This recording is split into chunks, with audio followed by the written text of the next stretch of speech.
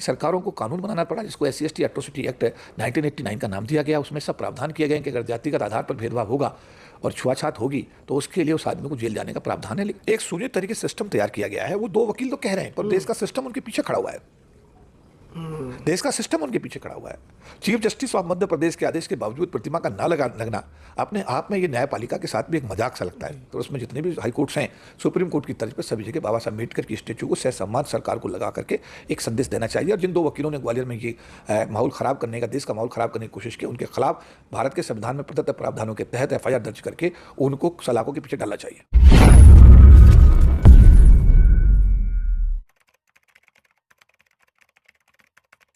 पहले तो आपका स्वागत है और आप ये बताएं कि आप कनाडा गए, क्या पूरा मामला रहा, क्या क्या वहाँ पर वार्ताएं हुई हैं। उसके बाद जो मैंने आपसे पूछा है कि अनुसूचित जाति ने पलटवार कर दिया है, उस पर चर्चा करेंगे। देखिए, सभी दर्शकों को मेरा जय भीम नवोदय। अंतानी जी समता आवाज़ TV के चीफ एडिटर हैं। बड़े लंबे समय से समाज की आवाज़ को उठाने का काम समता आवाज़ TV के माध्यम से कर रहे हैं। सबसे पहले तो मैं आपको साधुवाद करता हूँ। धन्यवाद सर। कनाडा की धरती पर जो अभी पिछले दिनों 25, 26 और 27 मई 2025 को 3 दिवसीय जो अंतर्राष्ट्रीय ये समागम हुआ है, इसका नाम था global conference for caste free world. पूरे विश्व के लोगों ने इसमें भाग लिया। विशेष रूप से इसमें कनाडा के लोग शामिल हुए, विशेष रूप से भारत के लोग शामिल हुए, नेपाल के लोग शामिल हुए, अमेरिका के लोग शामिल हुए और पूरे विश्व के लोग इसमें आए।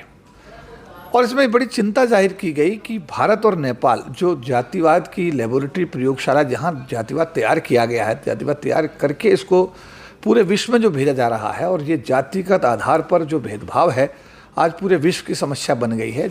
और उसके चलते हुए ग्रेट ब्रिटेन की सरकार को भी कानून लाना पड़ा और अमेरिका के एक राज्य है सियाटल, उस सियाटल के अंदर भी कानून बनाने की आवश्यकता महसूस की गई है।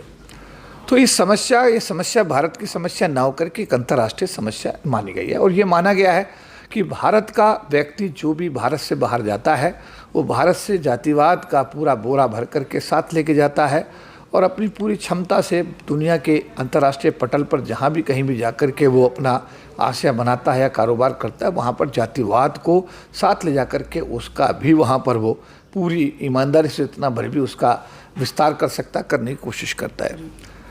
हालात ये हो गए हैं कि आज ये समस्या भारत की समस्या है, नेपाल की समस्या ना होकर के ये समस्या अंतर्राष्ट्रीय स्तर पर महसूस की गई। सभी बुद्धिजीवियों ने इसको महसूस किया और सब लोगों ने तय किया कि हम टोरंटो में 3 दिन में यहाँ पर मिलते हैं और 3 दिन के इस कार्यक्रम को सब लोगों ने मिलकर के उसमें सारे तीनों डेलिब्रेशंस में बहुत सारे प्रोफेसर्स थे, हमारे नेपाल आयोग के, दलित आयोग के चेयरमैन थे, उनके साथ उनके सेक्रेटरी नेपाल सरकार भी थे। इसके बाद जो कॉन्सुलेट जनरल न्यूयॉर्क में है नेपाल के, वो भी मौजूद थे। कनाडा यूनिवर्सिटीज़ के बहुत सारे प्रोफेसर्स थे, हार्वर्ड यूनिवर्सिटी के प्रोफेसर भी वहाँ पर सूरज इंग्ले साहब भी मौजूद थे। तो काफ़ी बड़ी बड़ी हस्तियों ने, पूरे विश्व की बड़ी बड़ी हस्तियों ने उसमें भाग लिया और 3 दिन में सभी लोगों ने अपने अनुभव वहाँ पर साझा किए। और उसमें तीसरे दिन फिर उसको टोरंटो समिट 2025 का नाम दे करके वहाँ पर कुछ फैसले लिए गए, जिसमें इस अंतर्राष्ट्रीय स्तर पर इस समस्या का निदान, यानी जाति जो समस्या एक अंतर्राष्ट्रीय समस्या हो गई है, इसको कैसे ख़त्म किया जाए। और इसके लिए एक संगठन बनाया गया जिसका नाम रखा गया global alliance for caste free world. और उस संगठन में मुझे भी अंतर्राष्ट्रीय प्रतिनिधि बनाया गया है भारत से। तो मैं अपने सभी साथियों का, जो अंतर्राष्ट्रीय समुदाय के साथी टोरंटो में इकट्ठे हुए, मैं उनका आभार धन्यवाद व्यक्त करता हूं कि उन्होंने मुझे ये जिम्मेदारी दी है। और मेरी कोशिश होगी, क्योंकि मैं भारत से हूँ और भारत जो मूल समस्या जाति की भारत से ही शुरू होती है, भारत में ही इसकी एक प्रयोगशाला है, ये यहीं तैयार की गई है और यहीं से ये पूरे विश्व में फैलाई जा रही है। तो मेरे ऊपर और ज़्यादा जिम्मेदारियां हैं। तो मैंने अंतर्राष्ट्रीय समुदाय को विश्वास दिलाया है कि आने वाले दिनों में अंतर्राष्ट्रीय स्तर पर जो भी रणनीति तय की जाएगी, जैसे अगला कार्यक्रम संभावित है कि दिल्ली के हम विज्ञान भवन में शायद एक अंतर्राष्ट्रीय इस जो ग्लोबल अलायंस है फॉर कास्ट फ्री वर्ल्ड का जो अगला कार्यक्रम होगा वो दिल्ली में होगा, विज्ञान भवन में होगा। इसकी तिथि तय की जाएगी और उसमें पूरे विश्व के लोगों को इसमें बुलाया जाएगा। तो इस पर चिंतन मंथन होगा, पूरी चर्चा होगी और इसके बाद में इसमें रणनीति तय की जाएगी कि किस तरीके से जाति मुक्त विश्व की स्थापना हो, कास्ट फ्री वर्ल्ड किस तरीके से स्थापित हो। तो ये 3 दिन का जो मेरा अनुभव रहा है, बड़ा सुखद अनुभव रहा। पहला अनुभव, हालांकि विदेश जाने का मुझे अनेकों बार बाबा साहब अम्बेडकर के आशीर्वाद से अनेकों बार मुझे अवसर मिला है। मैं कोलंबिया विश्वविद्यालय, ब्रिटिश पार्लियामेंट, कनाडा पार्लियामेंट, संयुक्त राष्ट्र संघ जैसे महत्वपूर्ण जो दुनिया के कह सकता हूँ कि बहुत ही सम्मानित संस्थान, उनको भी मैं संबोधित कर चुका हूँ। लेकिन इस बार जो ये अनुभव था, क्योंकि ये भारत की जातिगत व्यवस्था पर जुड़ा हुआ मामला था, नेपाल की जातिगत व्यवस्था जुड़ा हुआ मामला था और पूरे विश्व में जो ये जाति की समस्या फैल रही है उसको रोकने के लिए क्या उपाय किए जाएं, इनको लेकर के था। तो ये अपने आप में एक अनूठा आयोजन था। इसके लिए जो ऑर्गेनाइजर्स हमारे हैं, उन ऑर्गेनाइजर्स को मैं हृदय से आभार व्यक्त करता हूं, धन्यवाद व्यक्त करता हूं और आने वाले दिनों में जो भी इस संगठन की आगे रणनीति तय होगी उसको हम तन से, मन से, धन से अपना सहयोग प्रदान करेंगे। तो SC ST OBC बनाम जनरल स्वर्ण यहाँ पर एक मतभेद नज़र दिखता है, जिसको लेकर टोरंटो में 3 दिवसीय कार्यक्रम हुआ है। तो किस तरह का भारत के अंदर जो जातिवाद है उसकी वहाँ पर रिप्रेजेंट किया गया है कि भारत में जातिवाद किस तरह का होता है? देखिए, भारत के जातिवाद का तो एग्जाम्पल दिया गया कि भारत की राष्ट्रपति हैं, मंदिर में जाती हैं, रेलिंग से दर्शन करा दी जाते हैं, मूर्ति तक नहीं जाती हैं। भारत के पहले राष्ट्रपति हैं, वो पुष्कर मंदिर जाते हैं, सीढ़ियों में पूजा करा दी जाती है, अंदर नहीं जाते हैं।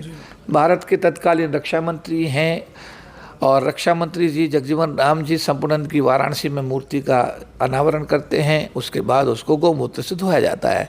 भारत के चीफ जस्टिस हैं BR गवई साहब, अपने गृह राज्य में जाते हैं, उनको वहाँ प्रोटोकॉल नहीं दिया जाता है। तो भारत के ये जो मैंने नाम गिनाए हैं, ये बहुत बड़े बड़े पद हैं।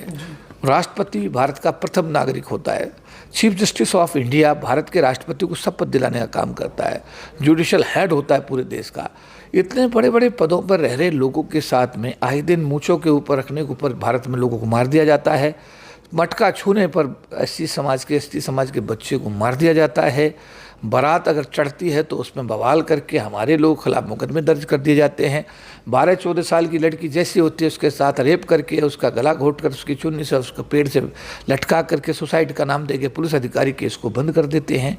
सरकार के क्षेत्र में जो लोग बाबा साहब के आशीर्वाद से नौकरी में आए हैं उनको विजिलेंस में फंसा करके, उनकी CR खराब करके उनका करियर ख़राब किया जाता है। उनको कन्वीनियंट पोस्टिंग नहीं दी जाती है, उनको दूर दराज ऐसे क्षेत्रों में पोस्टिंग दी जाती है जहां उनको मकान तक नहीं मिलता रहने के लिए, जातिगत भेदभाव के चलते हुए।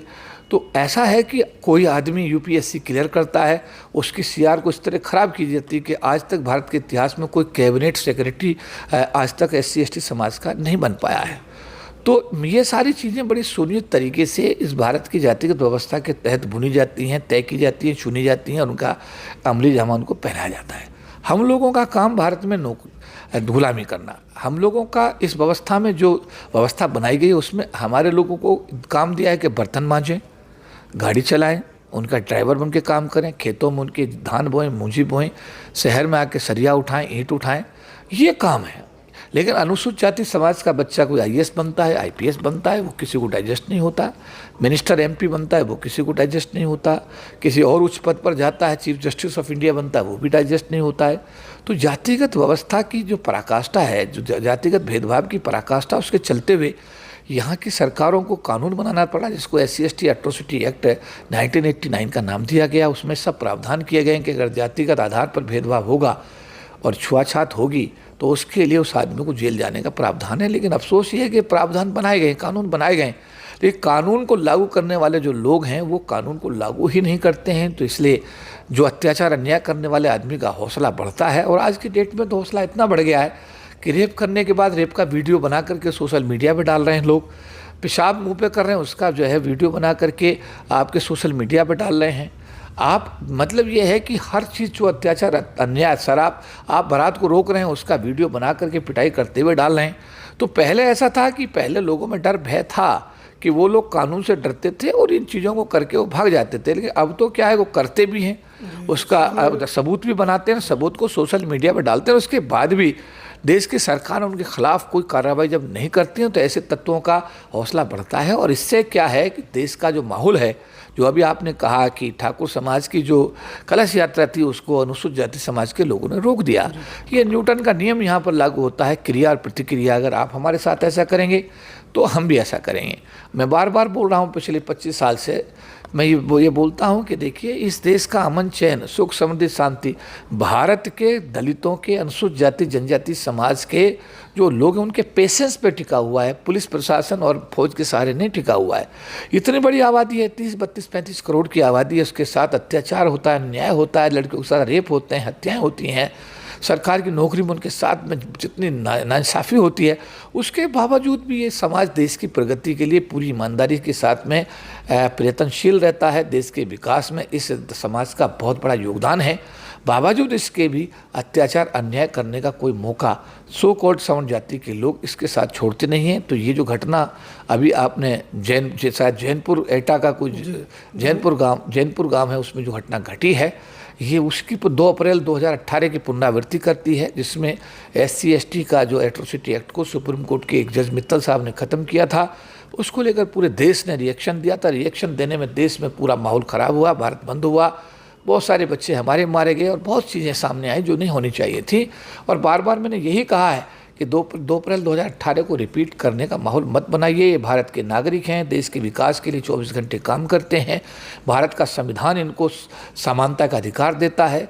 भेदभाव के लिए संविधान में कानून बनाया गया है। भेदभाव करने वाले लोगों को उस कानून से डरना चाहिए। और भारत के विकास में 24 घंटे काम करने वाले इस अनुसूचित जाति जनजाति समाज के साथ जातिगत आधार पर भेदभाव बंद करके एक भाईचारा भारत में स्थापित करना चाहिए। आप भेदभाव की बात कर रहे हैं, यहाँ तो डॉक्टर अम्बेडकर के साथ भेदभाव चल रहा है। ग्वालियर के अंदर उनकी प्रतिमा पिछले कई दिनों से कोर्ट के बाहर रखी हुई है, वो अंदर जाने का रास्ता देख रही है और मात्र 2 वकील हैं जो उसका विरोध कर रहे हैं।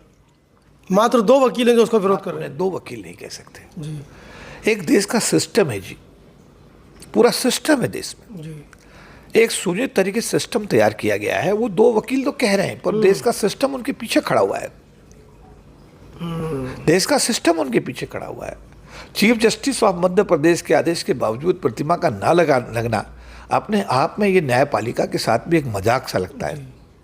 चीफ जस्टिस और मध्य प्रदेश सुरेश कैत साहब अनुसूचित जाति समाज से आते हैं। महासंघ के हमारे राष्ट्रीय संगठन मंत्री काफ़ी लंबे समय तक रहे हैं। जब वो जज नहीं बने थे, एडवोकेट थे, तब तक हमारे संगठन का हिस्सा रहे हैं और सच्चे अम्बेडकरवादी हैं। और उन्होंने उसमें आर्डर पास किया है कि प्रतिमा ये जो मध्य प्रदेश का ग्वालियर पीठ है उस पर लगनी चाहिए। उसके बाद भी अगर वो नहीं लगी है तो वो 2 वकील नहीं है, उसके पीछे एक बहुत बड़ा सिस्टम काम कर रहा है। उस सिस्टम को भी मैं संदेश देना चाहता हूँ कि जी, बाबा साहब डॉक्टर भीमराव अम्बेडकर की प्रतिमा पूरे विश्व के विश्वविद्यालयों में, यूनिवर्सिटीज़ में मेन गेट पर लगाई जाती है। उसके नीचे लिखा जाता है सिंबल ऑफ नॉलेज, और वो कहते हैं वी आर प्राउड कि डॉक्टर अम्बेडकर हमारे विश्वविद्यालय के विद्यार्थी रहे। ऐसा मैंने देखा है, कोलंबिया विश्वविद्यालय में मैंने देखा है। देश के बल्कि दुनिया के कोने कोने में जब विश्वविद्यालयों में गया हूँ, काफ़ी विश्वविद्यालयों में बाबा साहब अम्बेडकर की प्रतिमा लगाई गई, उसमें लिखा सिंबल ऑफ नॉलेज।